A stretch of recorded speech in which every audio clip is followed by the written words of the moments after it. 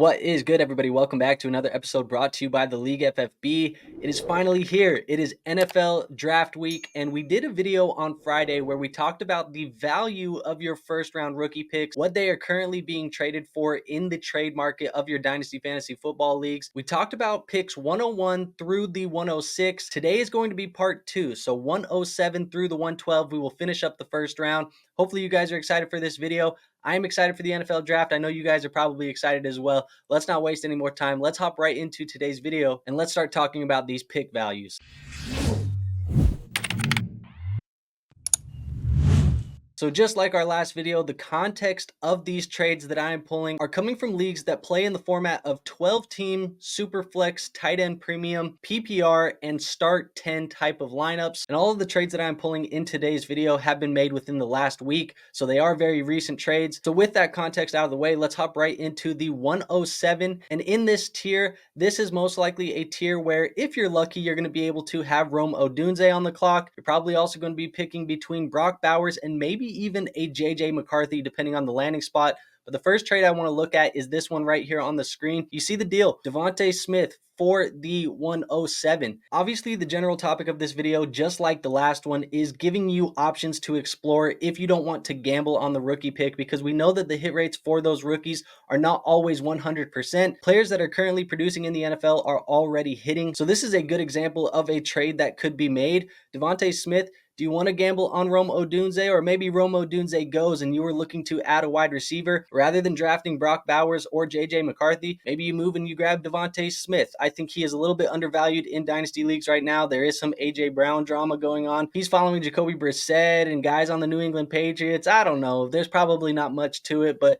at the end of the day, Devonta Smith for the 107, this is a very good deal because you're still getting a young asset and a proven asset for that first round pick. Now, the second trade that I want to look at, again, if you miss out on Romeo Odunze, you can package Jayden or a young wide receiver with the 107. And it looks like people are getting AJ Brown. We just talked about him. You get that third round pick thrown in there. I think you probably still make this deal, even if that third round pick isn't thrown in. Obviously, you're going to get a hammer type of wide receiver. AJ Brown, when he is on the field, he is a dominant fantasy football wide receiver. He has been for the last couple of years. Top 5 in fantasy points per game. He is as good as it gets. You can package the 107 and a young guy. Sign me up to go get AJ Brown. And then exploring a little bit of a different route, you see this one here on the screen. Jared Goff for the 107. Maybe you are deciding between McCarthy or Jared Goff. Your team needs a quarterback and you don't know whether or not you want to gamble on McCarthy, or maybe even McCarthy gets a landing spot that you don't love and now you're looking at McCarthy in a bad landing spot or Jared Goff. I like the idea of going and getting Jared Goff, a proven asset, a guy who is putting up fringe top 12 numbers last year. I think Jared Goff for the 107 is a good deal in those circumstances as well. Now moving on to the 108, I think we can firmly say that Romeo Odunze will be gone within this point. So now you're looking at Brock Bowers, McCarthy, just like we talked about in the last one. But let's also throw Brian Thomas Jr. in this mix for the 108. But looking at some of these trades here, the first one on the screen is going to be Will Levis and Romeo Doubs for the 108. So just like I mentioned with that Jared Goff trade, maybe McCarthy doesn't go to a good landing spot. Maybe you're not a believer in McCarthy, but you do believe in Will Levis. You can get a younger wide receiver in Romeo Doubs. Will Levis, obviously year 2 is looking a little bit better than year 1 did in Tennessee. You get those two assets for the 108. It's kind of taking that same swing that you would take on a McCarthy, but you get an extra asset thrown in the deal as well. Definitely something to consider with this type of deal. And then also our next one here, maybe you don't want to take the gamble on Brian Thomas Jr. In this deal, they trade the 108. They also throw in that 211, which we know the hit rates on those are very, very low. They get Metcalf, a proven asset, a guy who is still young, a guy you can build around for many years, probably going to still continue to be the wide receiver 1 in Seattle for the foreseeable future. Obviously coming off of a down year in 2023, but he is still a very good wide receiver for your Dynasty Fantasy Football teams. Rather than risking it on Brian Thomas Jr., you can go get a guy like Metcalf. I don't hate that type of deal for your Dynasty rosters. And let's stay in Seattle. Let's look at a different trade here. You have the 108 and the 308 being packaged, sent over for Jaxon, Smith-Njigba, and the 304. The thirds, I think they're pretty irrelevant in the deal. I guess if you get the move up, it was what got the deal done for them. But the 108 for JSN, yeah, you're deciding between Brian Thomas Jr. and last year's perceived wide receiver 1 in that Dynasty Fantasy Football rookie class. Do you like JSN compared to Brian Thomas Jr.? I think it's definitely a debate. Obviously, JSN isn't a proven asset up to this point, but it also shows you that you can kind of move and decide on which type of gambles you want to take. Whether you believe that JSN is a safer gamble or a higher upside gamble than Brian Thomas, that's up to you, but this is also another type of deal that you could make with that 108. Now moving on to the 109, I think we're still within that same tier of players. The only thing that I'm going to remove from this is Brock Bowers will most likely be gone by the 109, especially in these tight end premium leagues, which is what we're looking at. So you're still looking at potentially a JJ McCarthy or a Brian Thomas Jr. here. So I got a couple trades we'll look at. The first one here is going to be Brock Purdy being acquired for that 109 and the 409. So similar idea, gambling on JJ McCarthy, or do you want a guy in Brock Purdy who is most likely going to receive a contract extension from the San Francisco 49ers? We've seen him prove it. He's been good for fantasy football. Last year giving us low-end quarterback 1, high-end quarterback 2 numbers most weeks in those super flex leagues. I think Brock Purdy also a proven asset and honestly feels kind of similar to the bet that you would make on a JJ McCarthy. I think if JJ McCarthy hits, he's going to be Brock Purdy plus. So maybe that is the risk that you take and the route that you go in a trade like this. But Brock Purdy for the 109, I love it. I'm not too worried about throwing in a 409 just to get the deal done. Now staying in that quarterback type of trade, here's another gamble that you can make. The 109 for Bryce Young. Do you want the number 1 pick in last year's 2023 quarterback class, or do you want the 109 JJ McCarthy, probably the quarterback 4 in your dynasty rookie drafts? I think that's a gamble that you have to take as well, and obviously something where you're going to have to either choose to buy into Bryce Young taking a step forward under Dave Canales and this new second-year look for the Carolina Panthers, or do you still want to take the risk and the gamble on the upside of JJ McCarthy? But just another good example of a quarterback trade that could possibly happen with this pick. And now looking at a potential wide receiver trade, obviously we talked about Brian Thomas Jr. being there at the 109 maybe, and you have this trade right here. Do you want to gamble on Brian Thomas Jr. or do you want to gamble on George Pickens? George Pickens being sent for the 109, another deal that looks like you're going to be acquiring a young asset that has some proven worth already, and he is in a Pittsburgh Steelers offense where currently today, obviously things can change during the NFL draft, he is the clear-cut number 1 receiving option in this offense. I don't really think that that is going to change, but crazier stuff has happened. Maybe after the NFL draft, you decide this is the deal that you want to make as you're on the clock in your rookie drafts, and George Pickens being acquired for the 109, just another good example. Now moving on to the 110, I think we are officially out of the tier with Brock Bowers, JJ McCarthy, Brian Thomas. Those guys are gone. I think we are now in a massive tier for me, probably for the rest of this video. So for the 110, the 111, and the 112, we are going to assume that it is one of the following players for your rookie drafts. Those players for me are going to be Adonai Mitchell, Lad McConkey, Troy Franklin, Xavier Worthy, Trey Benson, and Jonathon Brooks. I think any of these guys are in consideration for late round rookie picks in the first round, depending on their landing spots. So we will use these guys as the tier. But let's talk about these picks for the 110. Just piggybacking off of the 109, you have it here again. George Pickens for the 110. We don't got to talk too much in detail about it, but this one makes even more sense because now Brian Thomas Jr. is gone. You've went into this next tier of wide receivers. Do you want to gamble on George Pickens? Do you want to gamble on that wide receiver in that 110 type of tier? Definitely makes that conversation even closer, I think, now that you have gotten out of that Brian Thomas tier. Let's move on to the next one. Rachaad White and a 2025 second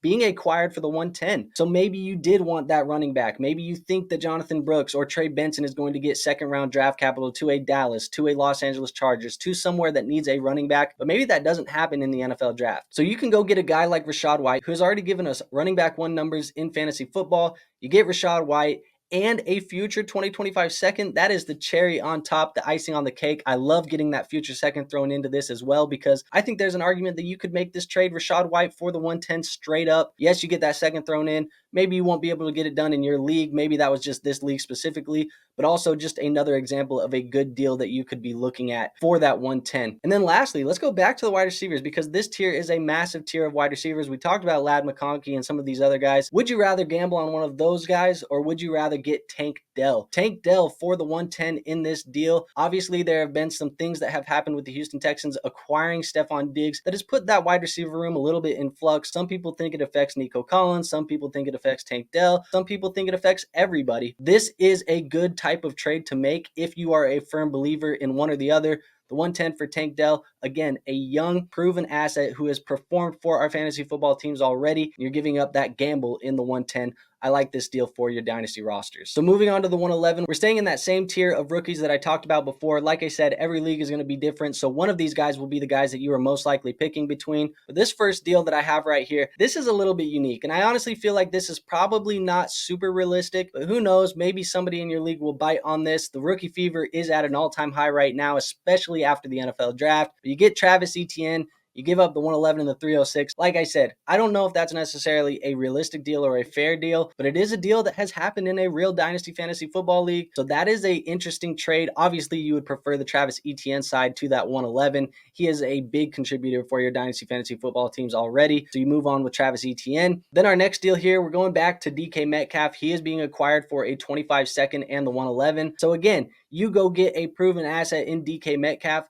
Rather than the trade that we looked at before where it was a couple picks earlier, this one's a couple picks later, but you throw in that 25 second. Getting DK Metcalf, the proven asset. Obviously, somebody capable of giving you wide receiver 2 numbers on your teams already. Maybe that's not what Lad McConkey or maybe that's not what Troy Franklin or Xavier Worthy can do for your teams. And then the last one, this one's a little bit interesting too because you are going to be receiving Rashee Rice for that 111. Obviously, there is some concern about Rashee Rice right now. A lot of people are panicking. And I do think that you could possibly get Rashee Rice cheaper than this as well. But just think about it. If Rashee Rice is clear, and I'm not saying whether he is going to be good or not as far as suspensions or anything goes. I have no legal advice in this. My thing is, if Rashee Rice is on the field, he has already proven that he is a difference maker for your dynasty fantasy football teams. And he is just in his second year of his NFL career. So he is very young, has a lot of upside still, and maybe the Kansas City Chiefs don't add a first round or a second round wide receiver in the NFL draft. If they don't, Rashee Rice looks like he is going to be that guy for the Kansas City Chiefs again in 2024, again, assuming he is clear. But Rashee Rice for the 111, another very high upside trade that you could make if you don't want to take the gamble on the rookie, because at the end of the day, Rice and the 111 are probably both gambles at this point, but we already know what Rashee Rice is capable of on an NFL field. Now moving on to the 112, again, that same massive tier. You guys see the players on the screen. We don't got to talk about them again, but let's talk about this first trade here. And keep in mind, if you are drafting from the 112, you won your championship. So congratulations to you. You are the league champion and the prime contender in your league. So let's look at a couple deals that you could make. The 112 being traded right here for Mike Evans. As a contending roster, a team that has won a championship, getting a player of Mike Evans' caliber for that 112, that feels like a massive, massive win for your dynasty fantasy football rosters. I think we all expect Mike Evans to give you at worst wide receiver 2 numbers again in 2024, but there is a high chance that he gives you those wide receiver 1 numbers and those game-breaking weeks that we saw out of him in 2023. You trade that 112 for a proven asset in a stud player in Mike Evans. I'm willing to do that all day long as a contender and as the reigning champion in my league. And then you look at this one right here. Again, getting some more veterans for some pick packages. You get Derrick Henry, obviously just went to Baltimore, should be able to provide you some good fantasy football numbers there. Stefon Diggs, we just talked about him going to the Houston Texans and a 3rd round pick in this year's draft. You give up the 112 and the 208. I like this deal for you as well because that 208 and that 303,